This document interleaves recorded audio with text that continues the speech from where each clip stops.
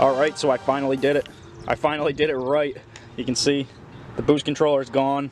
I was going to do a video on putting this thing in, but I just already have 2 or 3 turbo replacement videos up here, so I decided not to. I did keep it on the stock manifold.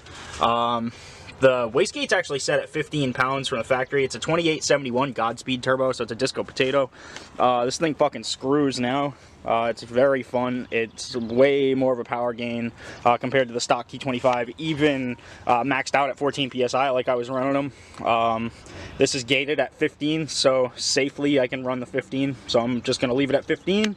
I have a set of 550cc injectors that I'm going to go ahead and throw in it. Not anytime soon. I'm going to send my ECU out to get enthalpy tuned first for 550s and 15 pounds on a T28. And then I'm going to get a new set of intercooler pipes, because right now I have no blow-off valve. I mean, I know the turbo flutter is terrible for the turbo, but I do have a backup 2871 just in case, because it is an eBay turbo. I just figured I'd give you guys a little bit of a review. This is day 3 now with this turbo. I've been running it at 15 PSI, untuned, blasting all around the place, flooring it, hammering 15 pounds, launching on things, and it definitely does what I want it to. It hasn't made any funny noises yet, even with the turbo flutter and no blow-off valves, so we're, I guess we're doing good.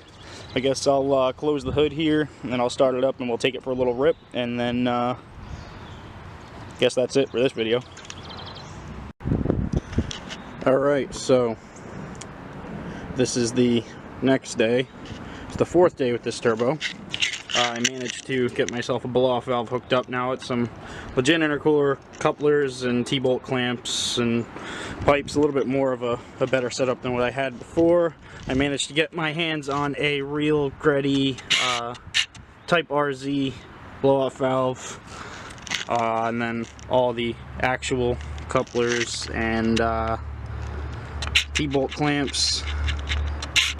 It wasn't the cheapest thing in the world, but it's running a lot better now. It's holding boost way better, so we're going to take it for a ride now that there's a lot less turbo flutter, and it does hold boost way better. I was leaking, it was only holding 8 PSI. It would spike to 15. It would drop down to 8 if you held it. Now it holds all 15, so we're going to go ahead and take the car for a ride.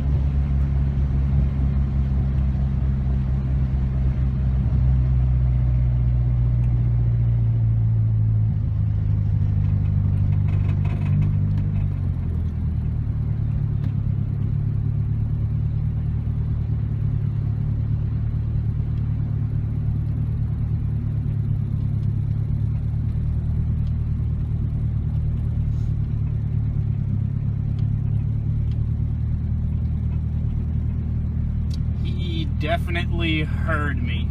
I will tell you that. So I'm not going to be surprised if he pulls over, if he pulls out.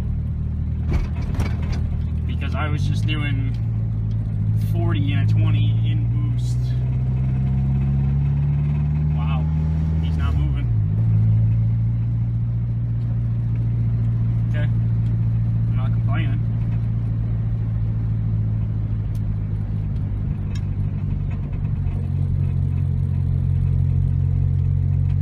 I had to figure out what this clicking is in the transmission area, drive shaft. I'm not 100% sure. Could just be this little clip down here that's missing a bolt. I honestly have no idea. It's annoying. Other than that, the car runs absolutely flawless. This is a Godspeed turbo. It's an eBay turbo, and all I've heard is crap talked about these things. And I mean, apart from having to modify the exhaust housing a little bit, and the oil drain, which I kind of expected because it's not a Garrett turbo and I was using a Garrett drain. Other than that, I mean, it's pretty good. It's gated at 15 PSI.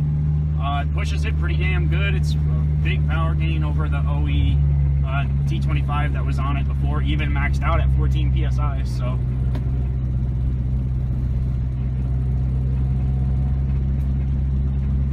It runs even good at low RPM, at high RPM.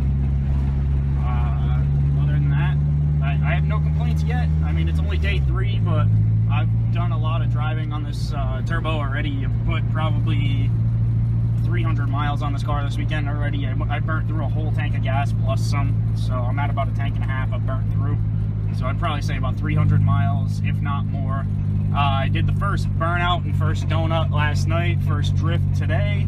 Car seems to be holding together pretty well, so we're gonna see how it goes. The only things I got left to do now are get a heat shield, a new drive shaft, maybe some control arms or something for a little bit more angle up front, but I'll probably worry about that later on in the season. So this car is just about good to go now, thankfully. It's been a long while where I was happy with this car, and I'm finally at the point where I'm starting to be happy with it, so I'm going to leave it alone for now. I'm going to get the tune for, I might even just get it for the 370s and the stock MAF for now, just so it doesn't lean out, because I don't have a wideband yet. I think that's probably what I'm going to do next, is a wideband. So I don't have a wideband, so I don't know if it's leaning out, and it does smell a little lean sometimes when I get into like 15 pounds of boost or close to it. It does feel, it does smell a little lean rather, so kind of sucks that I don't have a air-fuel ratio, so I'm trying not to beat on the car as much. That's why I really didn't want to hammer on it too hard. I wasn't going full throttle. So I'm just gonna take you through the rest of this scenic drive, and we're gonna close out the video with some more 240 updates coming soon. So maybe 550cc injector install as well as Z32 MAF. I do have the injectors laying around. I was gonna get them. I was gonna pair them with this turbo and do it at the same time, but I found out that I can run this turbo without the injectors. So we seem to be doing all right. Gonna leave it until I can afford to tune it and get a Z32 MAF, and hopefully we'll be pushing 300 wheel. That's the goal this year. So on that note, we're gonna end this video, and I will catch you guys in the next one. And I'm thinking it's gonna be stance related this time, so stay tuned.